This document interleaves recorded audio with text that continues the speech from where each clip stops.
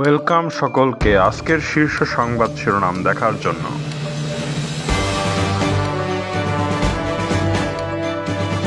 এবার টাকাসহ আটক বিএনপি নেতা।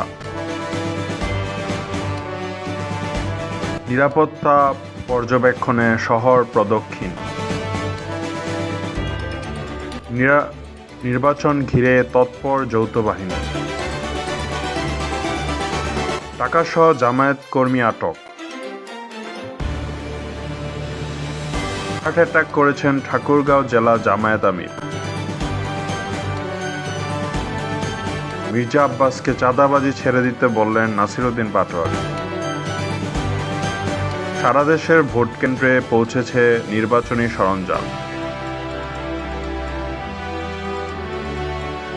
মোহাম্মদপুরে ভোটের সারস্বতী সম্পন্ন।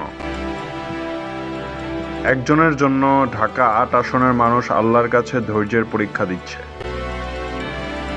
এনি চৌধুরীর নির্বাচনী গাড়ি থেকে ৮০ লাখ টাকা আটক।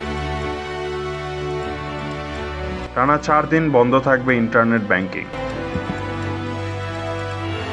সিসিটিভি ফুটেজে জামায়াত আমিরের নির্বাচনী বুথ ভাঙার দৃশ্য।